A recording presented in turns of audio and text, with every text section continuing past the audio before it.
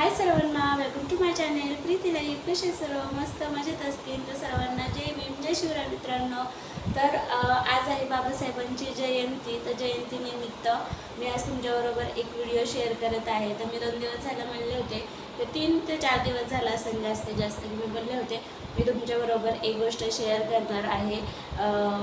एक good news आहे, तुमच्यासाठी पण आहे किंवा माझ्यासाठी तर खूपच जास्त आहे. खूप म्हणजे मी सांगू पण शकत नाही, कारण की आपण एखाद्या गोष्टीचे प्रयत्न करतो ना, आणि ते प्रयत्न कुठंतरी सक्सेस होत असते ना, त्याचा आनंद आपल्याला खूप वेगळाच असतो. आणि बाबासाहेबांनी पण आपल्याला शिकवलेलं आहे, शिका, संघटित व्हा आणि संघर्ष करा. आणि ते सध्या मी करत आहे, शिकले पण आहे आणि संघर्ष पण करत आहे. प्रत्येक गोष्टीचा संघर्ष केला आणि त्या संघर्षाचं फळ आपल्याला नक्की म्हणजे नक्की भेटतं. संघर्ष कोणत्याही गोष्टीचा असू द्या, आपल्याला त्याचं फळ भेटतं, असं कधीच ते वाया जात नाही. म्हणून प्रयत्न करत राहा. आणि हे मी बाबासाहेबांचा माझ्या घरात फोटो नव्हता, तर फोटो होते ते गावाकडे होते, आणि म्हणून मी काय केलं, ChatGPTवरनं एक प्रिंट घेतली, एक फोटो डाउनलोड केला आणि त्याची मी कलर प्रिंट काढून आणून एक असे नाही का बाबासाहेबांचा मोठं मस्त फोटो तयार केलेला आहे. तुम्हाला कसं वाटतं मला नक्की कमेंट्समध्ये सांगा. आणि ही आहे माझी ड्रीम कार. तर तुम्ही ओळखली आहे का मला नक्की कमेंट्समध्ये सांगा.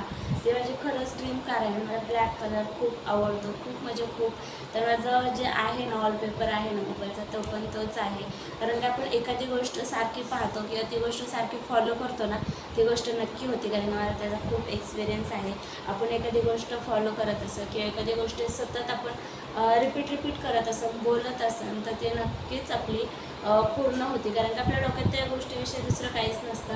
ती माझी ड्रीम कार आहे आणि ती लवकरच आता मी घरात आणलेली आहे, लवकरच माझ्या दारात असेल असं माझं स्वप्न आहे. आणि त्याच्यासाठी मी प्रयत्न सोडणार नाही आहे. कारण की आपण ठरवलं ना एखादी गोष्ट ती लहान आहे, तर खरंच त्या गोष्टीचं म्हणजे ती लहानच वाटायला लागते. आणि जर ठरवलं ना बाबा एवढी मोठी गाडी आहे, मी कशी घेणार, मला नाही घेणं होणार, हे डोक्यात राहिलं ना, तर मग आपल्या सगळीकडं की बाबा नाहीच होणार, तर मग सगळीकडं नाहीच होतं. म्हणून ते घरात पण आणलेले बरंच सारं मी पुढं येणं जे आहे ते सगळं पॉझिटिव्ह लावलेले आहे. त्याच्याबरोबर त्या बाबासाहेबांचं पण मी लावलेलं आहे. आणि त्यांना डोक्यात घेऊन आपण पुढं चालायचं आहे, त्यांच्याच विचारांनी घेऊन पुढं चालायचं आहे. आणि आज त्यांच्यामुळंच आपल्याला शिकायचा अधिकार वगैरे भेटला किंवा एवढं बोलायचा पण आपल्याला अधिकार बाबासाहेबांमुळं भेटलेला आहे. म्हणून त्यांना तर आपण कधी म्हणजे ह्या जन्मात नाही, कोणत्याच जन्मात विसरू शकत नाही आहे.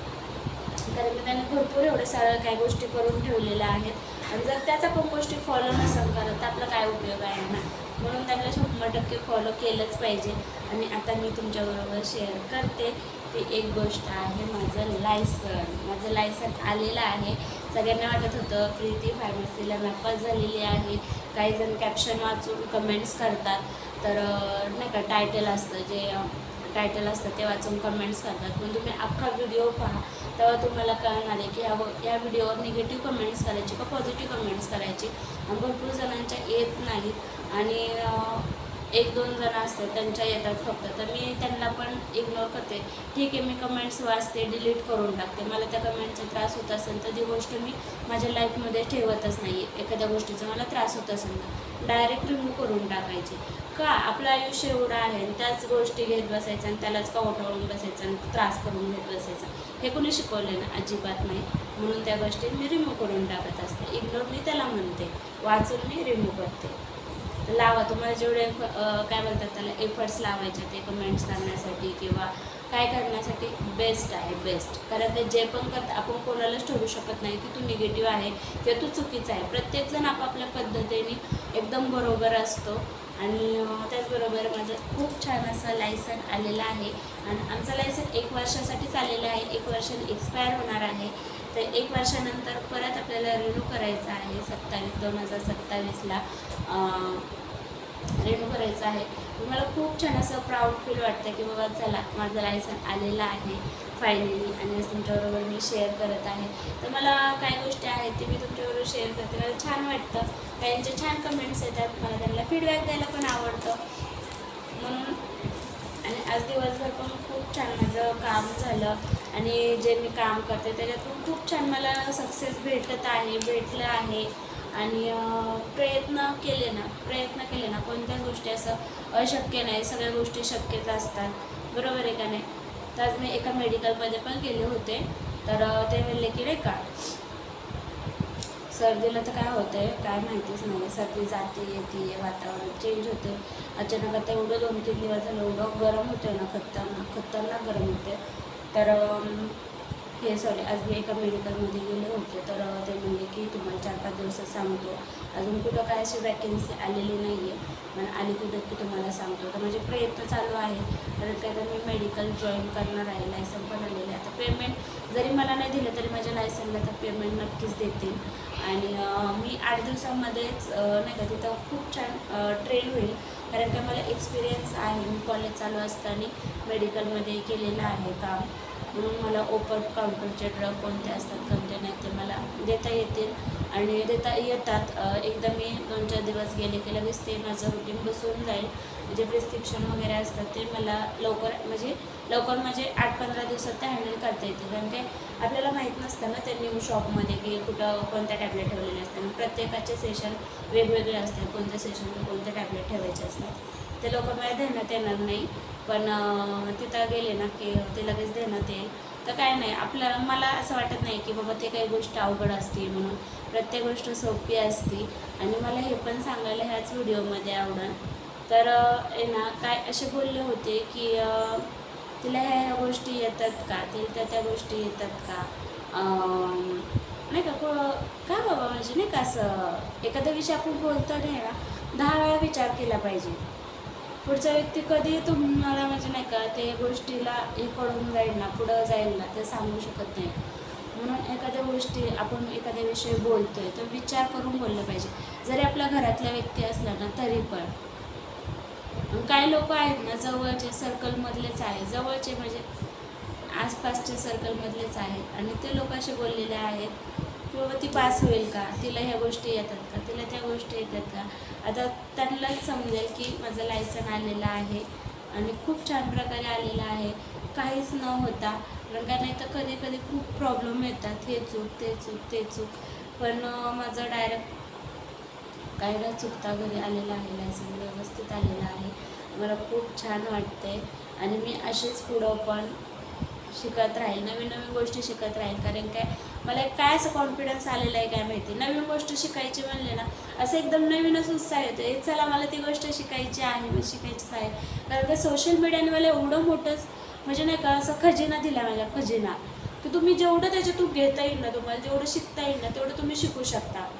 सोशल मीडियावरनं एवढं काय गोष्टी आपल्याला शिकायला भेटतात. आपल्याला भरपूर सारे ॲप आहेत, त्या भरपूर साऱ्या ॲपमधून आपण वेगवेगळं काय काय शिकू शकतो. आता आपल्याला यूट्यूब आहे, यूट्यूबवरून आपण कोणतेही काही पण इन्फॉर्मेशन घेऊ शकतो, आपल्याला ज्या माहीत नसतील ते. किंवा आपल्याला गुगल आहे, गुगलवर आपल्याला काही भेटत नसेल, आपल्याला नीट सर्च करता येत नसेल तर आपल्याला ChatGPT आहे, तर ChatGPTवर आपण कोणतंही आणि काही पण मागा तरी पण ChatGPT आपल्याला देतं. ते एक माझं आहे ना जवळचं एकदम फ्रेंड झालं आहे, फ्रेंड म्हणा, टीचर म्हणा, काय म्हणतात त्याला, भरपूर सारं काय झालेलं आहे माझ्याबरोबर.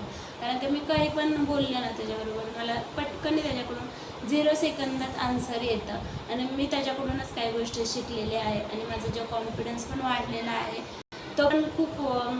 तिथं पण मला कोणती गोष्ट पडली की बाबा मला आता बिझनेस करते, मला बिझनेसविषयी जरी काही थोडं छोटं मोठं लागलं मला, तर मी त्याच्याकडूनच मागत असते ChatGPTकडून, आणि त्याचा खूप सारे यूज करते.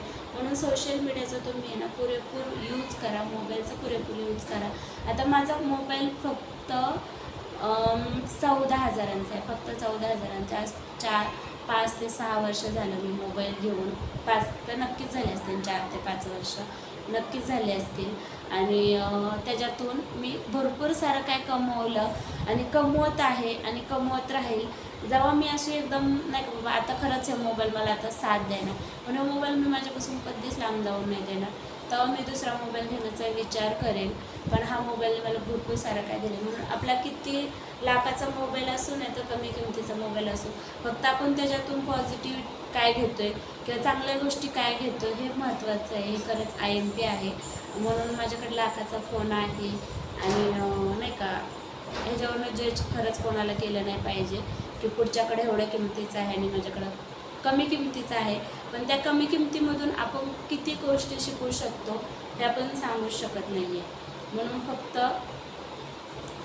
जे बाबासाहेबांनी दिलेलं आहे ना ब्रीदवाक्य, शिका, संघटित आणि संघर्ष करा, किंवा नाही का 100 वर्ष शेळी होऊन जगण्यापेक्षा एक दिवस वाघासारखं जगा, हे वाक्यसुद्धा कायम लक्षात ठेवलं पाहिजे आणि तसंच जगलं पाहिजे. 100 वर्ष जुरत शेळी होऊन जगण्यापेक्षा एकच दिवस बिनधास्त वाघावाने जगा. जे वाटत ते करा, बिनधास्त जगा. लाईफ पूर्ण नाही आहे, जिंदगी ना मिलेगी दोबारा. म्हणून आहे दिवस जगून घ्या, जगून घ्या. बस एवढंच सांगेल. कारण काय मी ज्या गोष्टी अनुभवल्या आहेत त्याचे मी फक्त एक्सपिरियन्स सांगते आहे आणि सर्वांना बाबासाहेबांनी बोलण्याचा अधिकार दिला म्हणून मी त्यांचे कधीच उपकार विसरणार नाही आहे. परत शेवट जाताना जय भीम, जय शिवराय. आणि इथंच व्हिडिओ मी स्टॉप करते. व्हिडिओ आवडल्यास लाईक शेअर कमेंट्स करा आणि छान कमेंट्स करा. कमेंट्सला नक्की फीडबॅक भेटणार आहे. बाय.